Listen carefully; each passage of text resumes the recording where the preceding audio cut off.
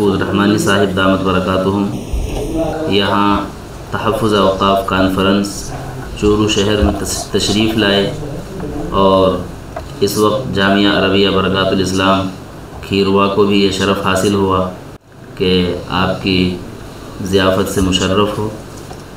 ہم نے مناسب سمجھا کہ طلباء مدارس کے لیے اور مسلمانان ہند کے لیے ان سے کچھ قیمتی چیزیں حاصل کریں اور مولانا کے افادات کو محفوظ کریں تاکہ وہ عام ہو جائیں۔ میں اپنے طلباء کی اطلاع کے لیے عرض کر دوں کہ حضرت مولانا دامت برکاتہم کی عمر کوئی بہت زیادہ نہیں ہے، لیکن اللہ نے ان کو اخلاص اور ذاتی جوہر اور فطری صلاحیتیں جو عطا فرمائی ہیں، تو ان کی بنیاد پر وہ بہت قلیل مدت میں ملکی اور قومی سطح پر ایک نمایاں ملی قائد بن کر ابھرے ہیں۔ حضرت اقدس کی جو رسمی فراغت ہے وہ سن 2006 میں معہد ملت مالیگاؤں سے ہوئی ہے۔ 2008 سے وہ مسلم پرسنل لا بورڈ کے کاموں میں شرکت کرتے رہے، اس کی کاج سے اپنے آپ کو منسلک کیا۔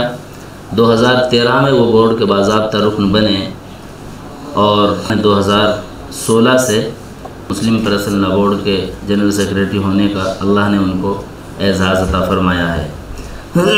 سب سے پہلی چیز ہم حضرت والا سے پوچھنا چاہیں گے کہ طلباء مدارس کے لیے کوئی عمومی پیغام جو ان حالات میں آپ دینا چاہیں تو وہ کیا ہے؟ سب سے پہلے تو آپ کی محبت اور عنایت کے لیے شکر گزار ہوں۔ آپ نے جو الفاظ استعمال فرمائے ہیں وہ آپ کا حسن ظن اور میرے حق میں دعا ہے۔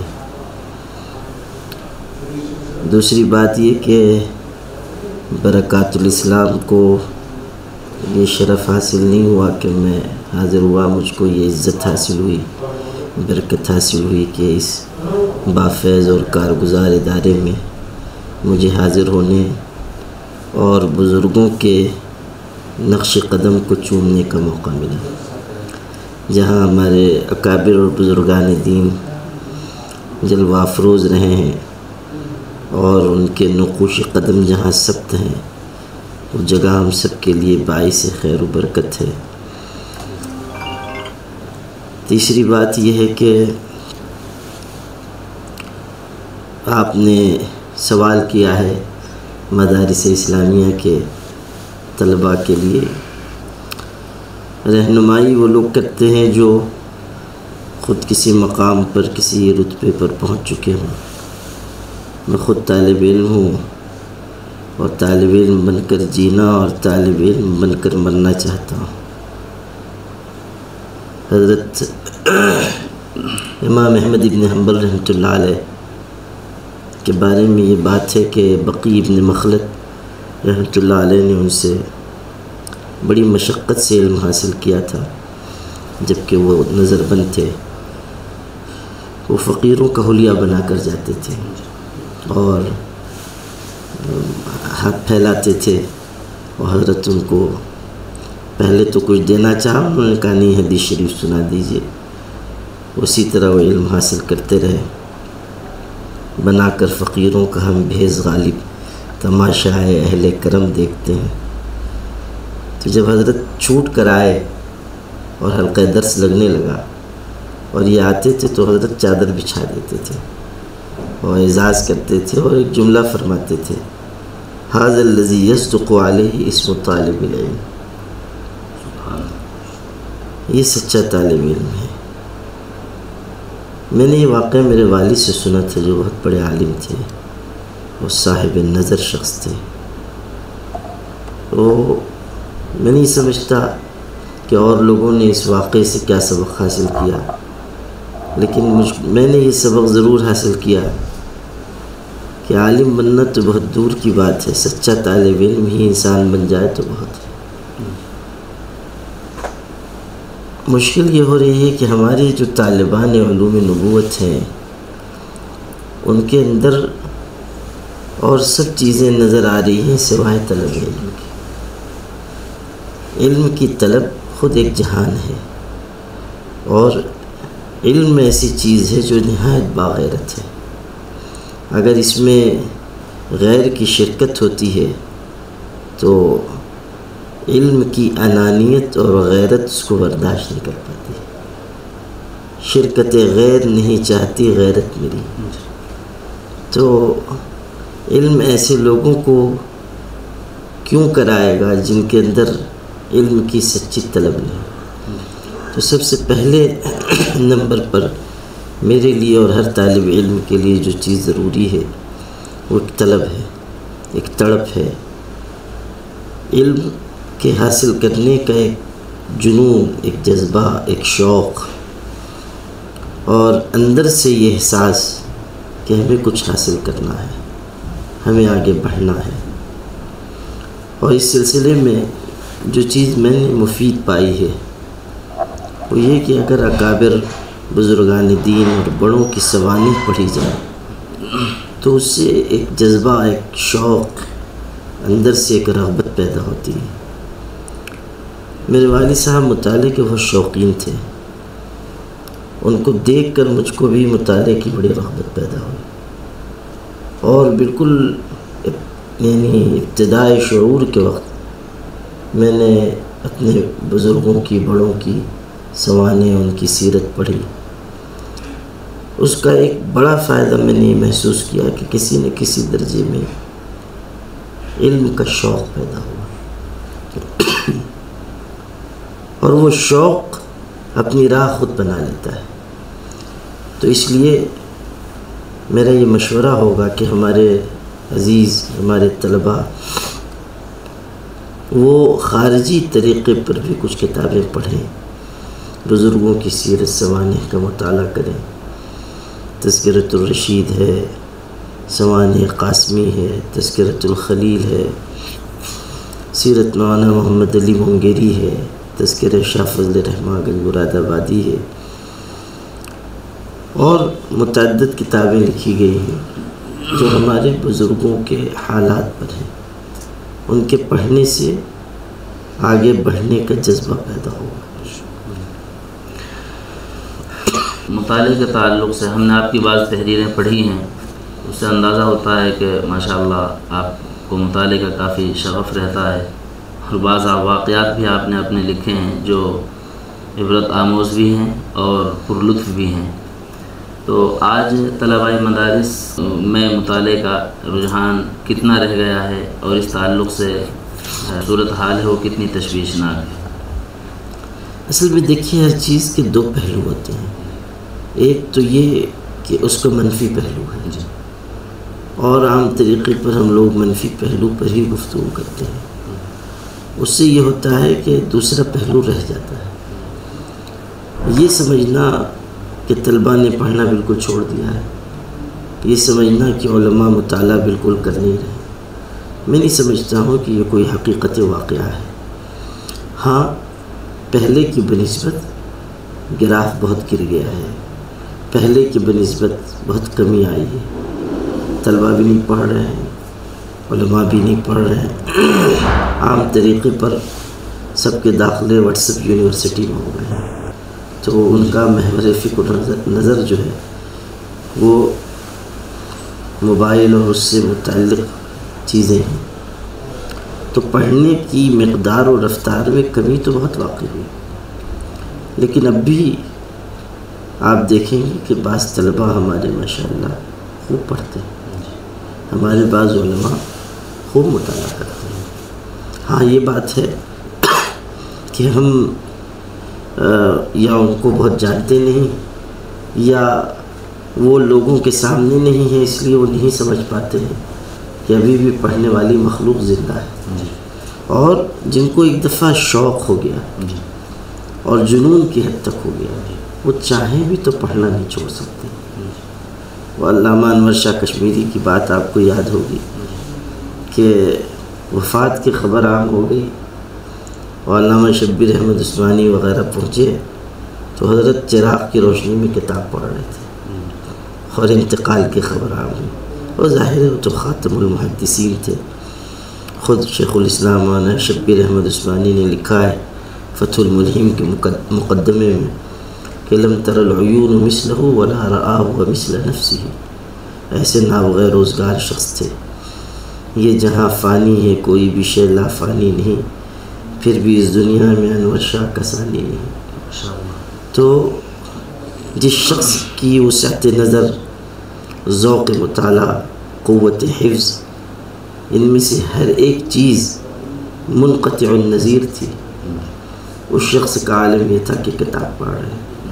ایسے وقت میں جب مرض شدت اختیار کر چکا تو حضرت مولانا شبیر احمد عثمانی نے کہا کہ حضرت یہ آپ اس وقت کیا پڑھ رہے ہیں؟ کوئی ضرورت تھی بھی تو ہم سے کہہ دیتے، اس قدر آپ شدید بیماری میں پڑھ رہے ہیں۔ تو حضرت مسکرائے اور فرمایا کہ مولی صاحب یہ بھی ایک بیماری ہے۔ ماشاء اللہ۔ تو پڑھنا، مطالعہ کرنا، یہ بھی ایک جنون کی حد تک اگر انسان کے اندر آ جائے پھر اس کو کوئی چھڑا نہیں سکتا ہے۔ تو وہ ایک شوق پیدا کرنے کی ضرورت ہے، ایک طلب پیدا کرنے کی ضرورت ہے، اور ایسے لوگوں کو جو مطالعے کا ذوق رکھتے ہیں، اگر ان سے انسان قریب رہتا ہے تو خود بخود اس کے اندر چیز منتقل ہوتی ہے۔ جیسے میں نے اپنے والد کو دیکھا، اور چونکہ مجھ کو ان سے بہت انسیت تھی تو ایک فطری طریقے سے شوق منتقل ہوا۔ پھر تھوڑا بڑا ہوا تو اپنے مرشد کو دیکھا، وہ غیر معمولی مشغول انسان تھے، لیکن عمر کے آخری حصے تک وہ مطالعہ کرتے تھے، اور کبھی ایسا نہیں ہوا کہ حضرت لیٹ گئے ہوں اور کچھ پڑھے بغیر لیٹ گئے ہوں، کچھ نہ کچھ مطالعہ فرماتے تھے، پھر آرام فرماتے تھے۔ تو آدمی جن سے محبت کرتا ہے، جب ان کے اندر کوئی چیز دیکھتا ہے تو وہ چیز خود بخود اس کے اندر منتقل ہوتی ہے۔ آپ نے اپنے مرشد کا تذکرہ کیا، جن سے مراد حضرت اقدس مولانا ولی رحمانی رحمۃ اللہ علیہ ہے، اور یہ بھی ہمیں بہت ہی معلوم ہو کر خوشی ہوتی ہے کہ اللہ نے آپ کو ان کی نسبت سے نوازا ہے، اور حضرت نے آپ کو اجازت اور خلافت سے بھی اسی وقت سرفراز فرمایا تھا، اور آپ کی جو تحریروں میں حضرت سے آپ نے رشتہ بیان کیا ہے، اس میں ان کے کچھ خطوط کے اقتباسات بھی نقل فرمائے ہیں۔ ان کا زبان و ادب بھی واقعی مثالی تھا، اور ماشاءاللہ آج آپ کی پوری تقریر سنی، اور ابھی بھی ہم دیکھ رہے ہیں آپ کو اشعار، امثال اور دیگر چیزوں کا بڑا استحضار ہے۔ اس سے بھی ہمیں واقعی زبان حال سے ایک سبق مل رہا ہے۔ مختصر سا سوال یہ ہے کہ حضرت آپ سفر میں پڑھتے ہیں، یہ تو آپ نے لکھا ہے، لیکن کیا جس وقت پروگرام چل رہا ہوتا ہے اس وقت بھی لکھنے پڑھنے کی مصروفیت رہتی ہے؟ اور اگر رہتی ہے، جیسا کہ ہم نے آج خود دیکھا، تو وہ کس نوعیت کی مصروفیت رہتی ہے؟ کیا روزنامچے کے قبیل سے ہوتی ہے، یا کوئی علمی مقالہ مرتب کرنے کا کوئی سلسلہ رہتا ہے، یا یادداشتوں کرنے تک محدود رہتی ہے؟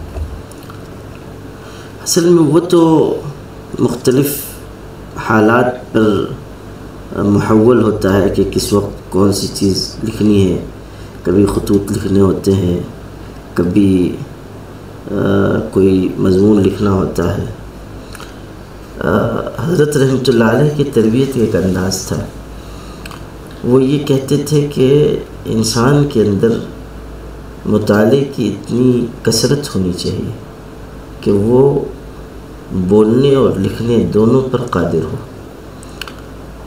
اور آہستہ آہستہ انہوں نے تربیت کی۔ تو آپ تصوف کی بات کہہ رہے ہیں، ہم لوگوں نے باوجود اس کے کہ کافی وقت ان کی صحبت میں گزارا، لیکن یہ دولت کم ہی ہاتھ آئی، لیکن تھوڑی اور چیزوں کو سیکھنے کا موقع ملا، اور وہ یہ چیزیں بھی سکھاتے تھے، کیسے بولنا ہے، کیسے لکھنا ہے۔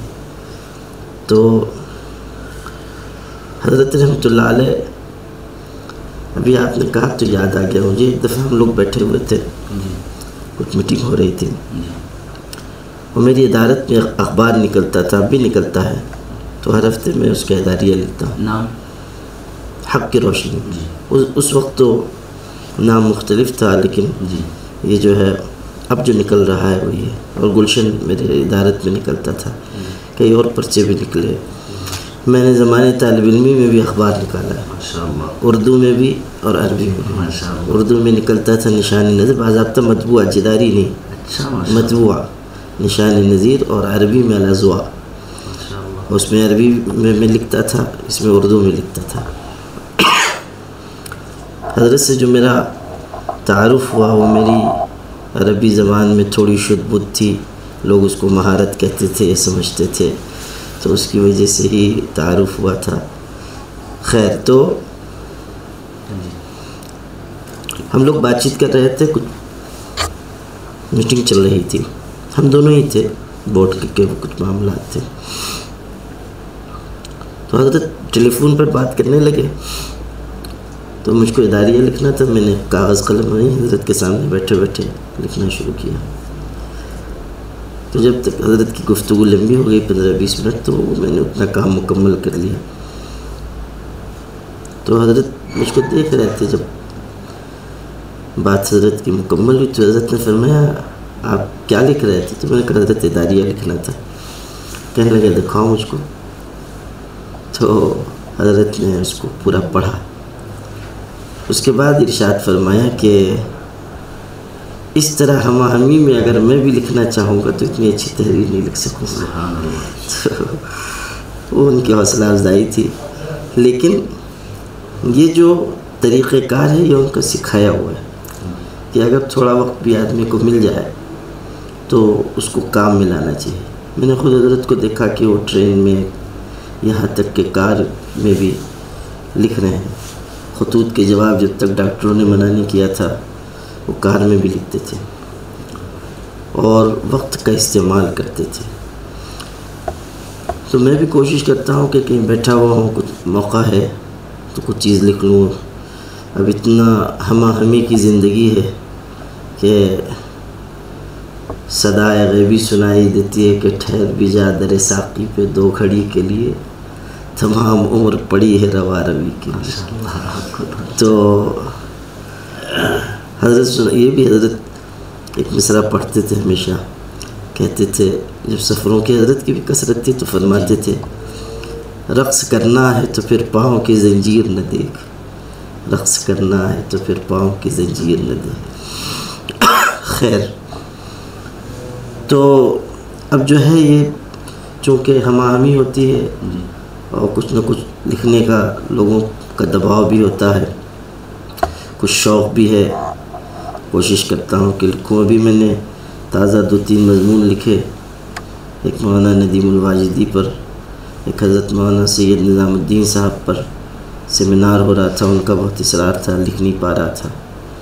تو دونوں مضمون میں نے کار کی سیٹ پر لکھے اور ایک ہی سفر میں لکھا. یعنی 6 گھنٹے کا سفر تھا. دونوں مضمون منزل تک پہنچتے پہنچتے مکمل کر دیے الحمدللہ. تو آدمی اگر کوشش کرتا ہے تو وقت میں گنجائش بھی پیدا ہو جاتی ہے, برکت بھی پیدا ہو جاتی ہے. اور جلسوں میں بھی ہوتا ہی ہے کہ تقریر ہو رہی ہے تو آدمی اپنا کچھ لکھنے پڑھنے کا کام کر لے, کچھ یادداشت لکھ لے, یا کم سے کم یہ کہ کسی بزرگ کی کوئی تقریر ہو رہی ہے اسی کے کچھ حصے لکھ لے. حضرت فرماتے تھے الکتابۃ العلم صید والکتابۃ قید. مجھ کو خط میں لکھا یا بنی قید العلم بالکتاب. اور یہ بھی سکھاتے تھے کہ کوئی چیز پڑھیے, مطالعہ کیجیے تو تھوڑی دیر کے لیے کتاب ہاتھ سے رکھ دیجیے اور جو پڑھا ہوا ہے اس پر غور کیجیے کہ مصنف نے کیا کہا ہے, کیا لکھا ہے, کیا وہ کہنا چاہتا ہے, کس سطح کی وہ گفتگو کر رہا ہے, کہاں سے وہ بات بیان کر رہا ہے. اس سے بھی فرق ہوتا ہے. تو یہ سب چیزیں جو ہیں وہ سیکھنے اور برتنے کی ہیں اور وقت کے صحیح استعمال کی ہیں. وقت کا ہر لمحہ یہ کہتا ہوا گزرا مجھ سے, ساتھ چلنا ہے تو چل, میں تو چلا جاؤں گا.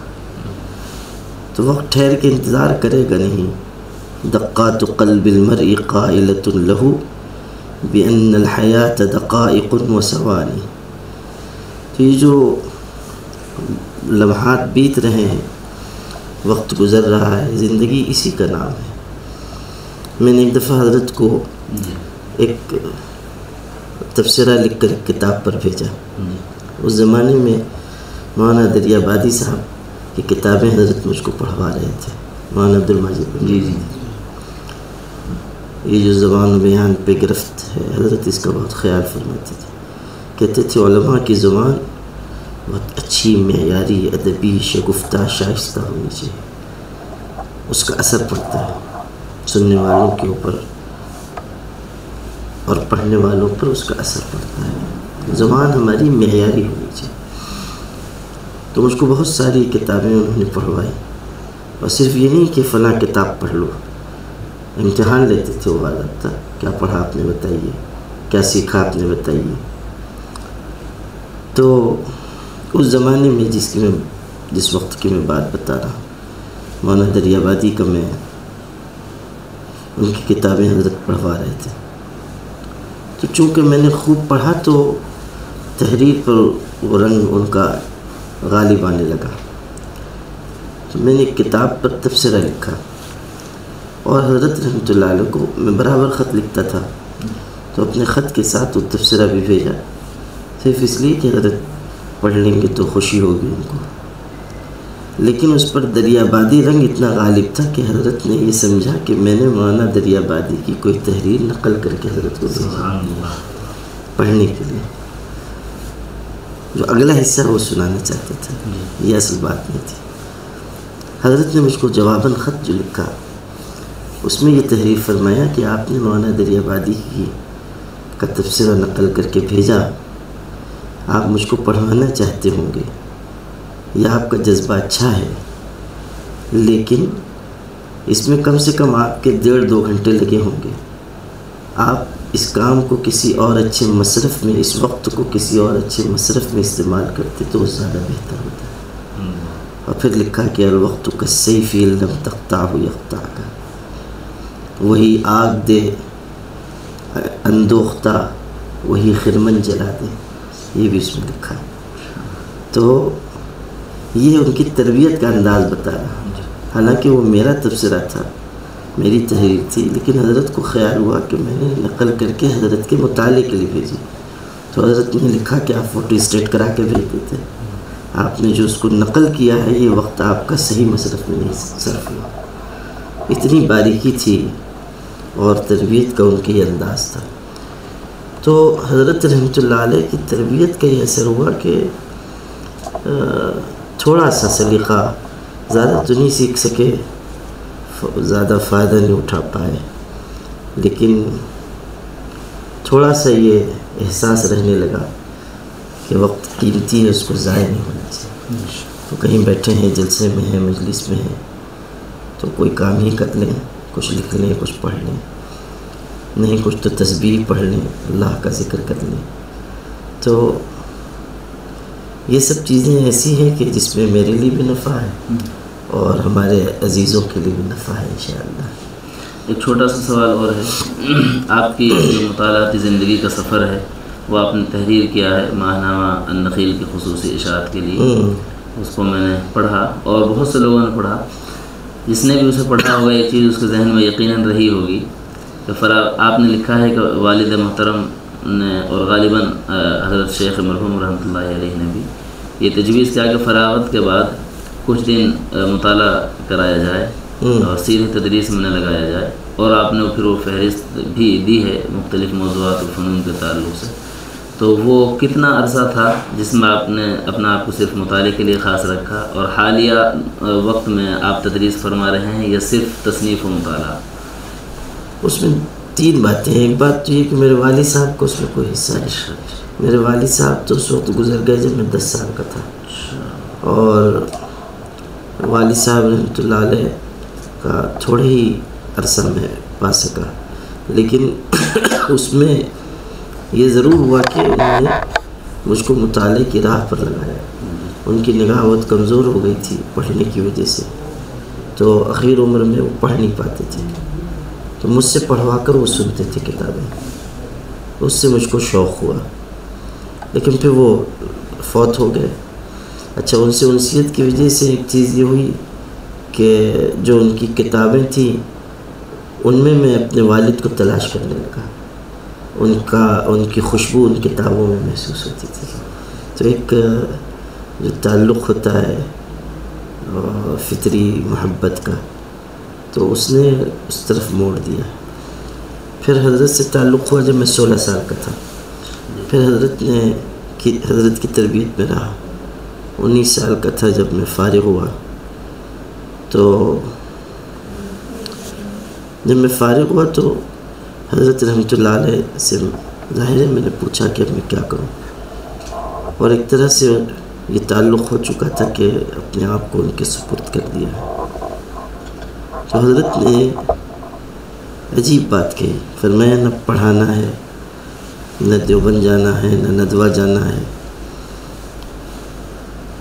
منع فرما دیا. میں نے کہا جیسا آپ کو حکم. میں نے پلٹ کر یہ نہیں پوچھا کہ کیوں آپ ایسا فرما رہے ہیں. وہ ہے نا کہ شاگردے کے چوں چرا نہ کند، وہاں مریدے کے چوں چرا کند، ہر دورہ بچراگا باید فرستاد. تو مرید تو ایسے ہی ہونا چاہیے، اور اسی طرح آدمی کو اپنے آپ کو سپرد کرنا چاہیے. کلمہ یتفی دل غسال.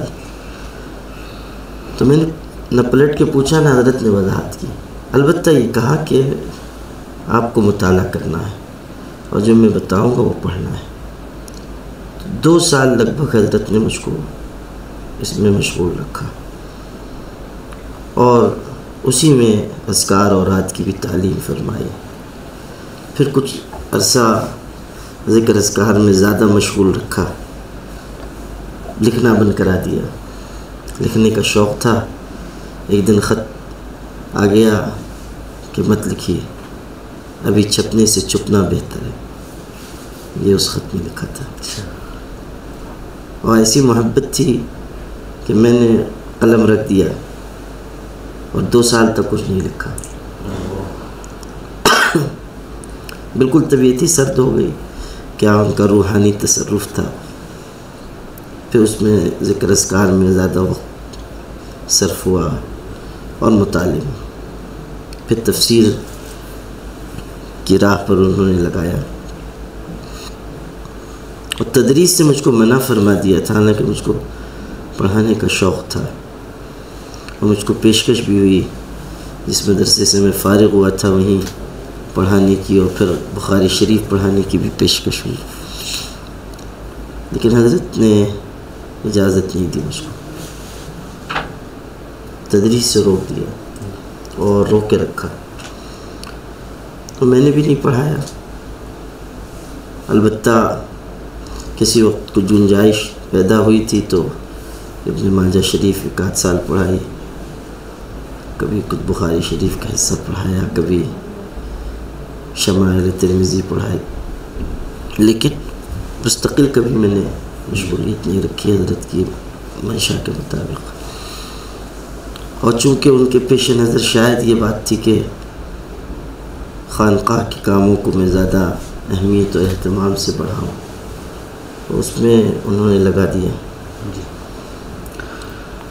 ایک اور آخری سوال طلباء مدارس کے لیے، کوئی خاص پیغام مختصر آپ جو طلباء کو اس وقت دینا چاہیں؟ جیسا کہ ہم دیکھتے ہیں ہمارے جو علماء دیوبند وہ ہر جگہ کے علماء ہیں، دارالعلوم دیوبند کے، مظاہر علوم کے، ندوۃ العلماء کے، امارت شریعہ کے، یہ سب علماء دیوبند ہیں. ان کا جو علمی ورثہ ہے، ان کی کتابیں اور تصنیفات ہیں، ہماری جو نئی نسل ہے طلباء کی وہ ان سے واقف نہیں ہو رہی ہے، اور افسوس ہے کہ انہیں پورے طور پر نہیں پڑھ رہی ہے. وہ صرف سن رہی ہے موبائل پر اور ویڈیو پر کچھ علماء کو، اور انہی کو وہ حرف آخر مان لیتی ہے اور علم کی آخری تہ مان لیتی ہے.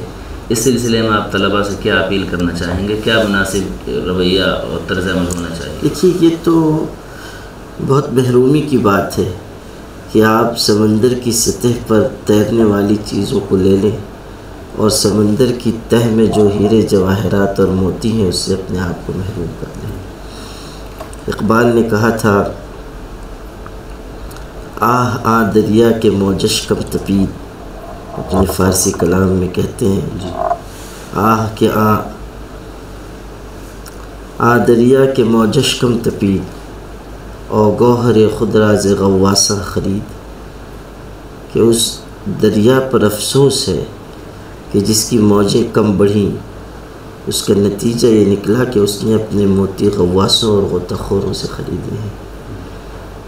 تو جو صورتحال ہے وہ یہ کہ ہم لوگ اگر سطحی چیزوں کو اختیار کریں گے تو رسوخ فی العلم سے محروم ہو جائیں گے، اور ہماری جماعت میں اس وقت جو صورتحال بن رہی ہے وہ خزف ریزوں کو اختیار کرنے اور جواہرات کو ہاتھ سے چھوڑ دینے کی ہے۔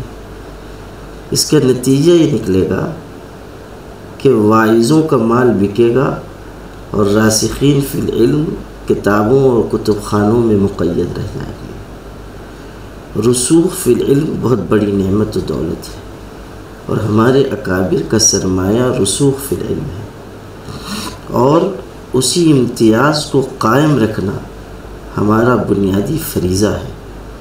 لیکن اس کے بجائے یہ ہو رہا ہے کہ کچھ اچھا بولنے والے ہیں یا لفظوں سے کھیلنے والے ہیں، ہم سمجھ رہے ہیں کہ یہی اصل صاحب علم ہے، حالانکہ علم جہان دیگر است۔ علم تو بالکل ایک دوسری دنیا ہے، اور اگر اس راستے پر ہمارے مدارس کے طلبہ جائیں تو سوائے خسارے اور نقصان کے کچھ نہیں۔ اس لیے ضرورت اس کی ہے کہ ہم اپنے بچوں کو بتائیں کہ اصل جوہر کہاں ہے، ہم انہیں سمجھائیں کہ اصل علم کی دنیا کہاں ہے۔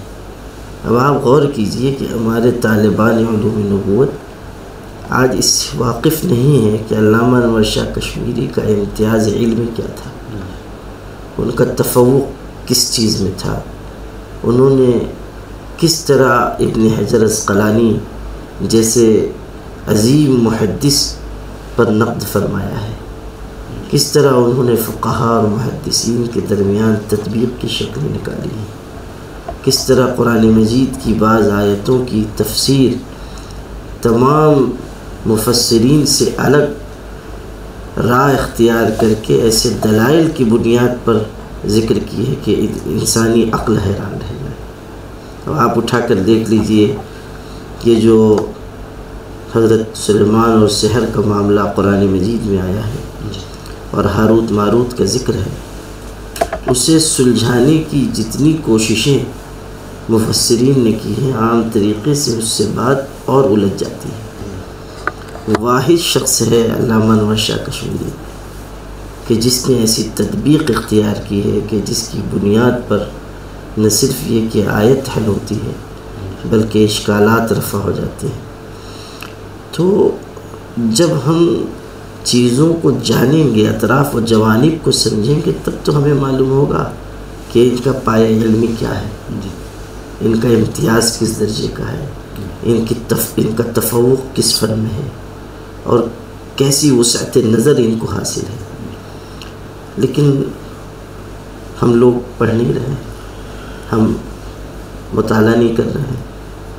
اب ہمارے بچوں کو ہمیں بتانا چاہیے کہ افسوس تو یہ ہے کہ حضرت علامہ کی چیزیں زیادہ تر محفوظ نہیں رہی، جس قد و قامت کی ان کی شخصیت تھی اس کے لحاظ سے تو کچھ بھی نہیں رہا، لیکن پھر بھی جو چیزیں محفوظ رہ گئی ہیں وہ ایسا بیش قیمت سرمایہ ہے کہ اس پر زندگیاں لگائی جا سکتی ہیں۔ مشکلات القرآن میں انہوں نے جو کچھ اشارات فرمائے ہیں، جس طرح کا اخاذ ذہن ان کو اللہ نے دیا تھا، استنباط، استنتاج، استدلال کی جو شان ان کو حاصل تھی، سبحان اللہ، حیرت ہوتی ہے کہ ہندوستان میں اور وہ بھی آخر زمانے میں ایسا دقیق النظر عالم پیدا ہوا۔